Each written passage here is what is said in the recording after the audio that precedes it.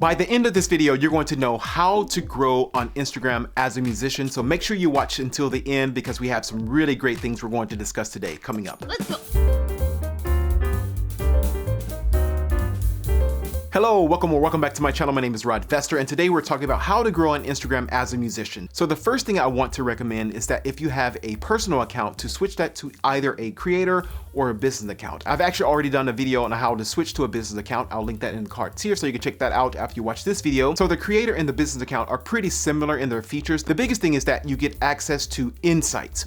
The insights are going to be really important for you to help you grow because it's going to take a lot of the guesswork out of like when to post. So for example, within the insights, you're going to see like when your followers are online, what time of day most of your followers are online. You'll have some age demographics, you'll have some gender demographics. You can see like who are following you, like what part of the country those followers are in. So all of those things are really, really important to take the guesswork out of like when to post, because you'll see my followers are online at 12 o'clock, 3 o'clock, 6 o'clock p.m., right? Or whatever, but getting access to insights is going to be really important. So that's my first suggestion. All right, let's move on. Now, the second thing you want to do is have a clear photo on Instagram and also clean up your bio. So let me grab my phone and I'll show you about this bio piece. So when you have a business account, you have this profile section here, right? So you see mine, I list my credentials here. Then I help musicians develop skills on and off their instrument, okay? Then 20 years experience in music. Then I have a free guide that people can download there. So you want to clean this up and really be clear on what you do. So when people come to your profile, they read this and it's like, oh, okay, this person does such and such. That's interesting to me, follow, okay? And so the next part of this is that you want to make sure that whatever you have in your profile matches with at least the first, 6 to 9 videos that you have or photos, right? So you want to make sure that matches up. So I say here, I help musicians develop skills on and off their instrument. So if people scan here, they see, oh, okay, piano videos, oh, looks like he's talking right here. And so you get an idea that my bio and my posts, they match with one another, okay? Because if it doesn't, maybe that becomes confusing to some people and they don't follow you because of that. And maybe it's not a big deal. Maybe I'm overthinking it. But I think that's just a wise thing to do, right? Just to clean that up and make sure it matches, okay? So the next thing with this while we're here is this link tree. So if you have a link to things, let me click mine here. Mine takes you to YouTube, takes you to the multiple streams of income, the free download, my services offered, then you can book a consultation call with me. Sometimes people just have so many things in this link tree. And I'll have the link tree in the description so you can see what that's all about. It's a free resource. And sometimes people just have so many there. I think it can become confusing, just in my personal opinion. So it's my recommendation that you do very little, like 4, 5, 3, something like that, okay? And make sure, it's specific where you want people to go, right? And so just don't have links just to have links, but make sure it makes sense for what you're trying to promote, what you're trying to do, or where you're trying to funnel other people to, okay? Now, the next thing you want to do is post Reels. If you watched any of my videos about Instagram, you know I'm going to talk about Reels. Reels are the quickest way right now on Instagram. They're about 15 months old. It's the quickest way to reach a wider audience, right? And so I've experimented with Reels versus a regular video. And I can tell you that the Reels get way more engagement, way more exposure than just posting a regular video. So the Reels right now can be up to 60 seconds. So, I would highly, highly recommend that when you post videos, post it as a Reel, okay? And also post it in the vertical format versus the horizontal format. For some reason, I found that makes a difference as well. So Reels, Reels. Now, the next thing is to share those Reels to IG stories, because the views from stories actually counts towards your Reels views. You probably didn't know that. Yeah, bonus. So make sure you post those Reels to the stories as well. And you can also do other things within stories. What I've seen a lot of people do with stories is to kind of have it more like, not as curated as the feed may be, right? So it's just kind of like, fun stuff that they're doing out. It's not really edited as much. It's just kind of just the fun stuff behind the scenes or whatever, just kind of the everyday in my life type of thing. I see more people using stories for that particular feature while keeping their Instagram, the news feed, keeping that pretty clean and on message and kind of more curated. So you can use the stories in that way to be more, just kind of behind the scenes or my everyday life type of thing. Now, maybe you need some ideas of like, what do I post on Instagram Reels or in stories? There are many options for musicians, right? You can post a performance. You can post behind the scenes. If you're a composer, you can post your process of composing music or performances of your composition.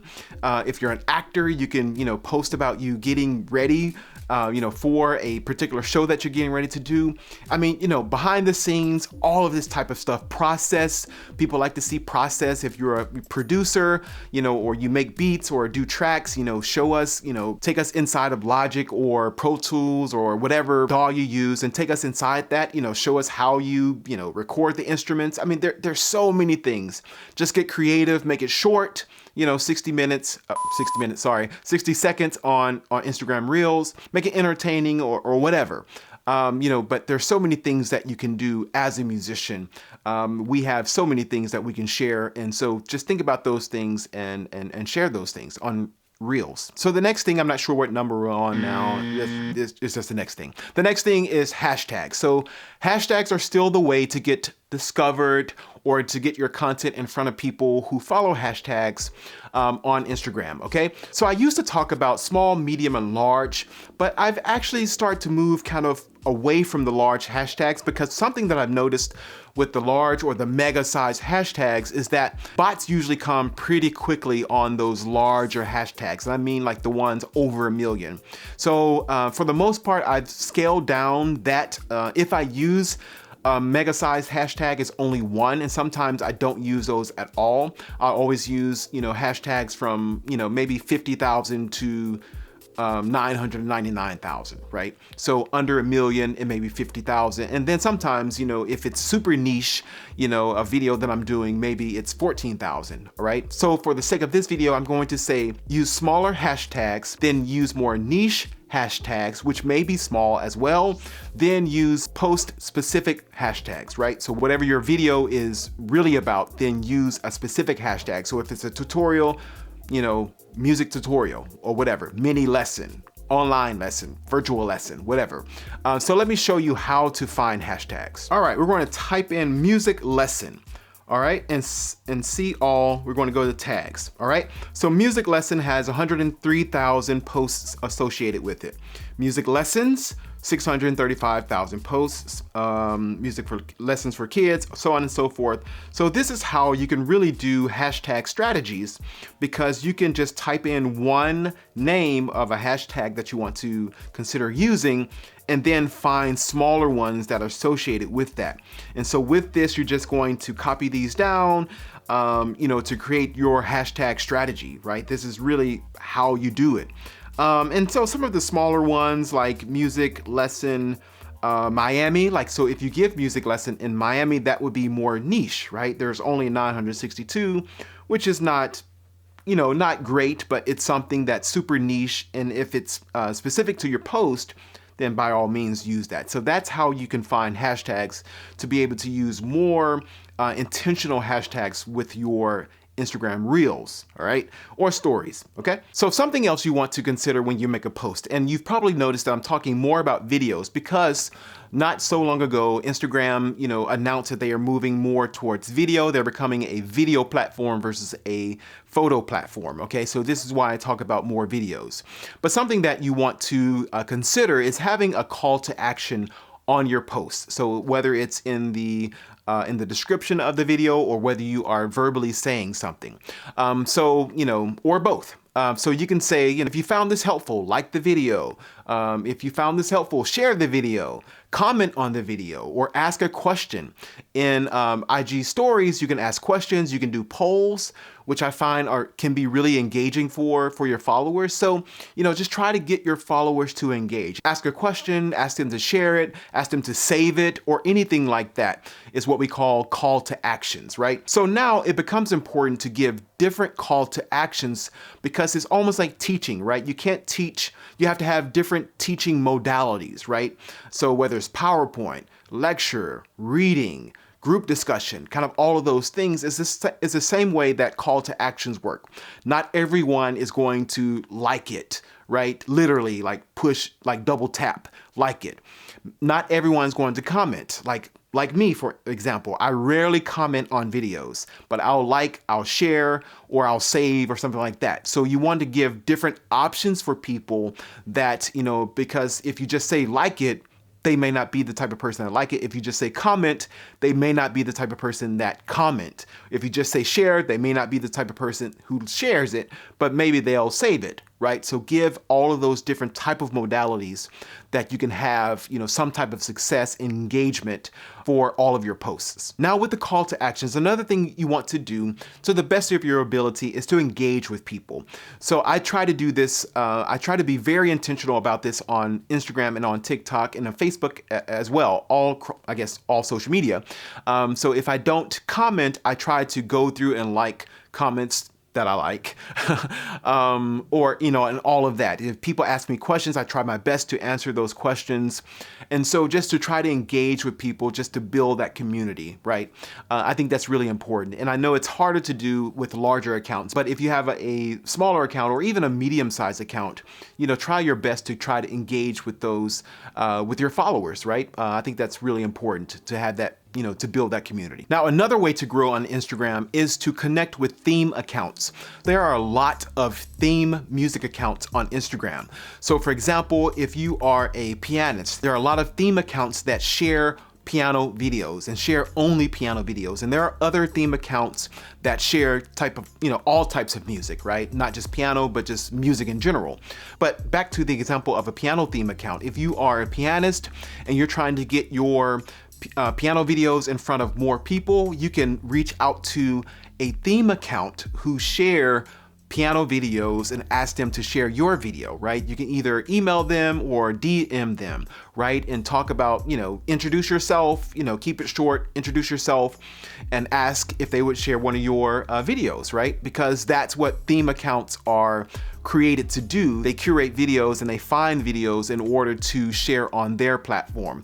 And by doing this, asking them to share your video, you are getting in front of their followers, right? Which can bring their followers to your page to follow you, right? And so again, this is not like a follow for follow type of thing, because the theme accounts, that's what they do. They share other people's content, right? So that's a way for you to get in front of another audience that you probably would not get in front of on your own. So theme accounts, check those out. Now, trending audio is something I've talked about before. It's not something that I do personally, but I see other people do it and I know it works. So how do you find trending audio on Instagram? So let me show you. So there is this account creators, Instagram creators. So this account shows like what has been trending for the month, right? So if you just scroll here, you'll see popular tracks, I Feel Funny, Tech It, Flowers, all right? So you can see what's trending. So let's look at an example. So here is Jersey Anniversary, Hey Baby.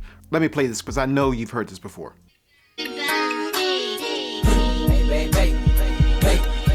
Right? And so you can see here 2.3 million, 1.2 million, 84,000, 2.2 million, right? So on and so forth.